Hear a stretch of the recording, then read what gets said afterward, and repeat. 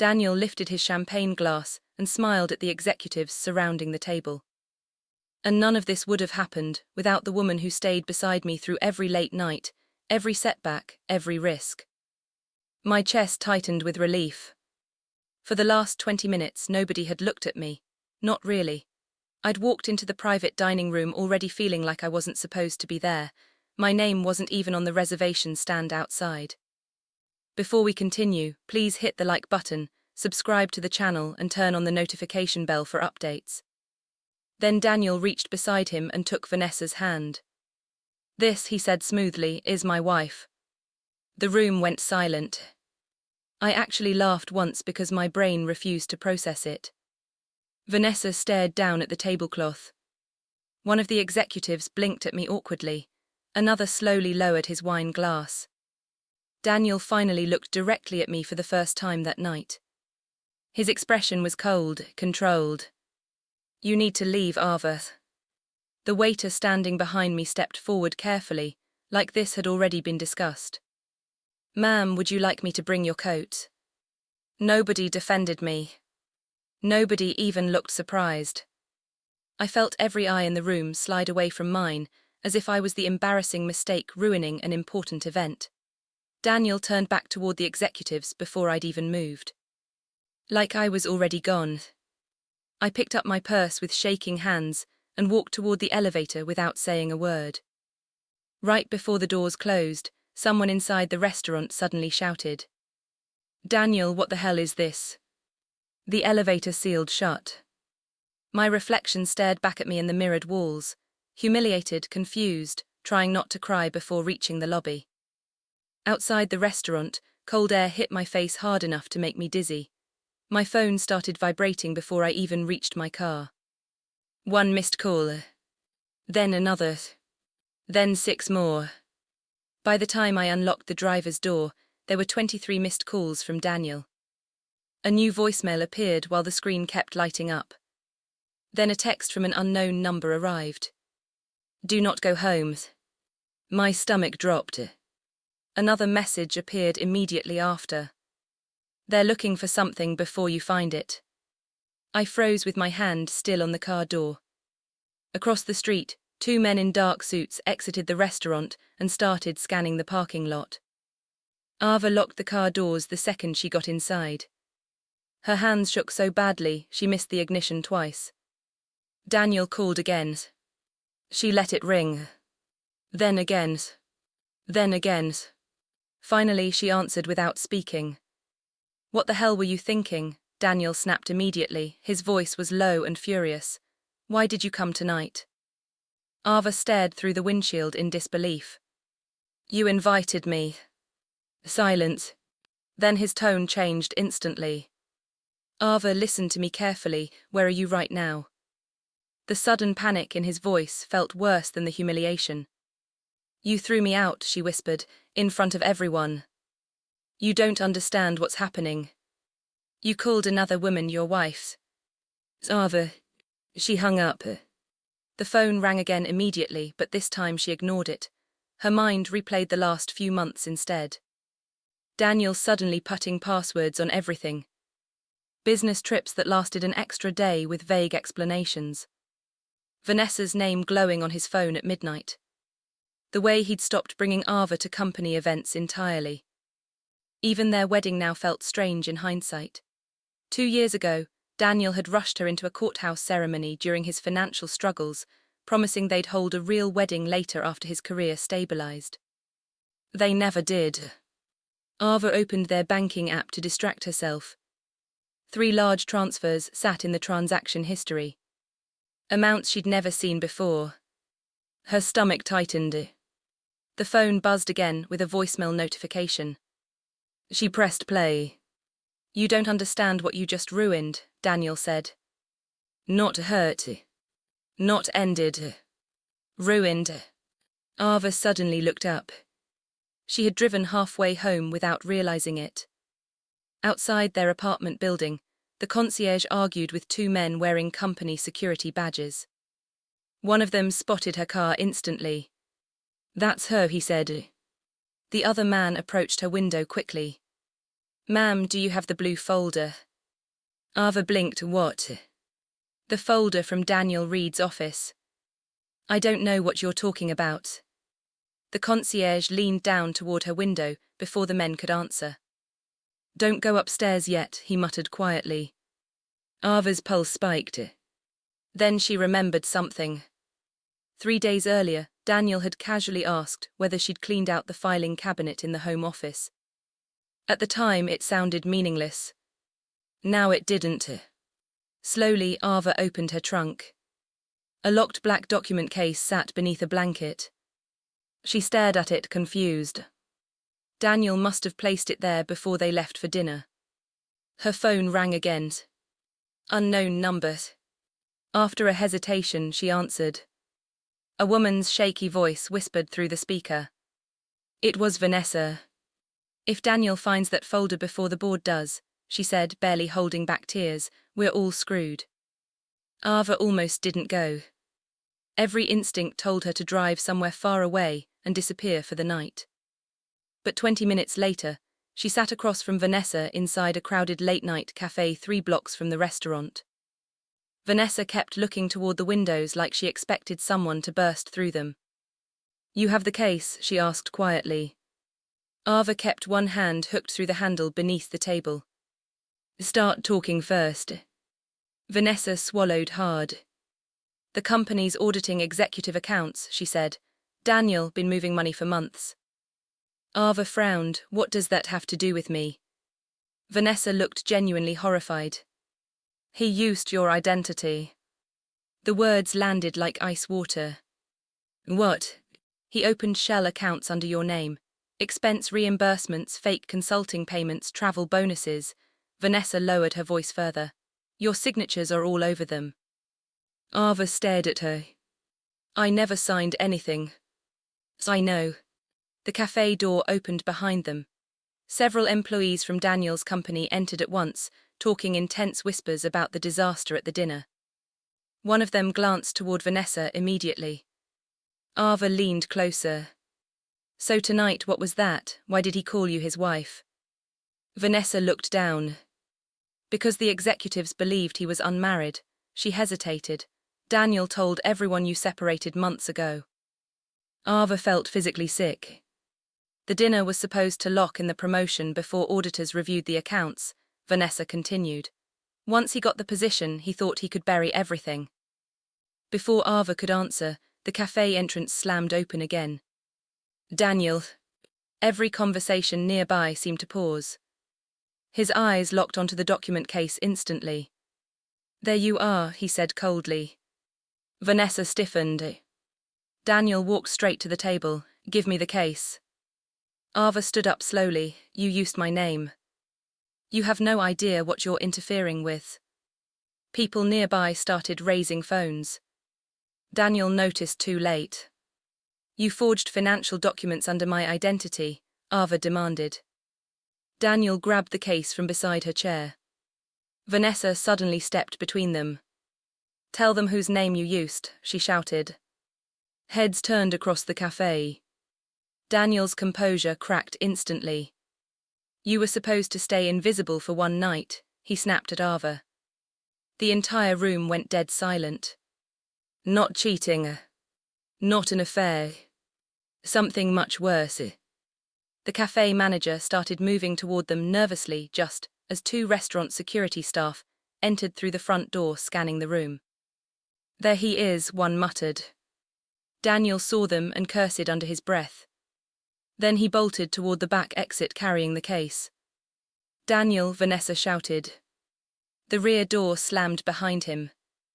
Ava grabbed her phone with trembling hands and opened her banking app again. A red notification filled the screen. Account frozen due to fraud investigation. Every account under her name was locked. Ava's credit card was declined before she and Vanessa even left the cafe. Then her debit card failed too. By the time they reached the sidewalk, her phone was flooding with fraud alerts. Wire transfer flagged. New loan activity detected. Account access restricted. Ava stopped walking. This is all under my name.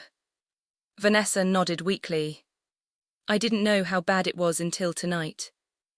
Ava stared at the frozen banking screen while traffic rushed past around them. Her entire financial life was collapsing in real time. Another call came through. Unknown number. Ava Morales, a man asked the second she answered. This is corporate compliance for Harrow Financial. We need to discuss several transactions connected to your accounts. Her throat tightened. I didn't authorize anything. We strongly suggest you cooperate. The line disconnected. Vanessa rubbed her forehead nervously. Daniel knew the auditors were close, that's why tonight happened. Ava looked at her sharply. What does that mean? Vanessa hesitated before speaking. He never officially registered your marriage certificate. Ava blinked. What? The courthouse filing was never completed. The city noise around her suddenly felt distant. That's why he introduced me as his wife, Vanessa said quietly. Legally, he kept everything vague enough to protect himself. Ava remembered every excuse Daniel had made over the last 2 years. Paperwork delays. Administrative issues. Busy schedules. All lies. He had kept her emotionally close while making sure she stayed legally exposed. Vanessa suddenly grabbed Ava's arm. If he destroys the backups, you'll take the fall. 30 minutes later, they rushed into Daniel's apartment office. Drawers hung open. Documents covered the floor in shredded strips. Computer monitors displayed wiped hard drives. He's already cleaning everything, Vanessa whispered. Ava turned in circles frantically before stopping. The cloud account. Daniel backed up everything obsessively. Every presentation, every spreadsheet, every draft. And he'd linked the recovery email to Ava's account years ago, because he never checked his notifications. Ava opened the laptop with shaking fingers. The login worked. Folders appeared instantly. Financial reports. Private recordings. Audit projections. Then video files. Ava clicked one. Daniel stood alone in the office rehearsing his promotion speech. Another voice off camera, Vanessa's. What about Ava? She asked nervously. Daniel adjusted his tie in the recording. Keep her quiet until the promotion clears. Ava's breathing stopped. She opened another file. Daniel looked directly toward the camera while reviewing spreadsheets. Once the promotion clears, he said casually, Ava disappears from the paperwork. Vanessa covered her mouth. Ava immediately started uploading the files to investigators. Then headlights flashed through the apartment windows. A car door slammed outside. Vanessa rushed toward the blinds. He's back. A second later, Daniel pounded violently on the apartment door. Ava, he shouted, open the damn door. The pounding grew harder. Then police sirens suddenly erupted below the building. Blue and red lights flooded the apartment windows as police cars screeched to a stop outside the building. Daniel froze on the other side of the door. For the first time all night, Ava heard uncertainty in his voice. Ava, he said again, lower this time, don't do this. Vanessa stepped backward from the door, pale and shaking. A loud knock echoed through the apartment. Police department, open the door. Daniel cursed under his breath outside. A second later, footsteps pounded down the hallway as he tried to leave. Officers intercepted him before he reached the elevator. Ava heard shouting. Then silence. She opened the apartment door carefully. 2 police officers entered alongside 3 corporate investigators from Harrow Financial. Daniel stood restrained near the hallway wall, still trying to compose himself despite sweat running down his face. The moment he saw the laptop in Ava's hands, his expression changed completely. She hacked company files, he said immediately. She found out about Vanessa and started stealing confidential records. One investigator looked at Ava. Do you have evidence connected to the financial accounts under your name? For months, Ava would have looked at Daniel before answering. Not anymore. She turned the laptop toward them and pressed play. Daniel's recorded voice filled the apartment. Keep her quiet until the promotion clears. The room went still. Another recording followed. Once the promotion clears, Ava disappears from the paperwork. One investigator slowly lowered his notebook.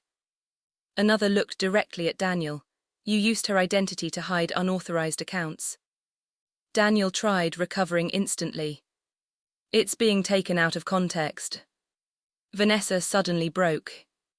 I helped him, she blurted out through tears. I processed some reimbursements, he said it was temporary, he said nobody would get hurt. Daniel stared at her in disbelief. You're seriously doing this right now? You told me she'd never find out, Vanessa shouted back. The investigators exchanged looks immediately. One of them finally explained what had triggered the collapse during the dinner itself. An executive had recognized Ava from old photos on Daniel's social media. The problem was Daniel had spent months telling leadership he was single. When Ava unexpectedly appeared at the restaurant, the timeline stopped making sense. Then finance officers reviewing promotion paperwork discovered suspicious signatures attached to accounts under Ava's name only minutes after she left the dinner. That was why Daniel panicked. That was why the missed calls started. He needed the document case before investigators connected the fraud to Ava. The officers confiscated the laptop, while investigators opened the black case Daniel had fought so hard to recover. Inside were printed account ledgers, false reimbursement reports, and loan documents tied directly to Ava's identity. The total amount made Ava feel sick. Daniel had been drowning in debt for over a year, while pretending his career was thriving. The promotion wasn't about success. It was survival. And Ava had been the shield protecting him the entire time without knowing it. Hours later, after statements were taken, Daniel finally asked to speak to her alone in the apartment hallway. The confidence he carried at the restaurant was gone. He looked exhausted, cornered.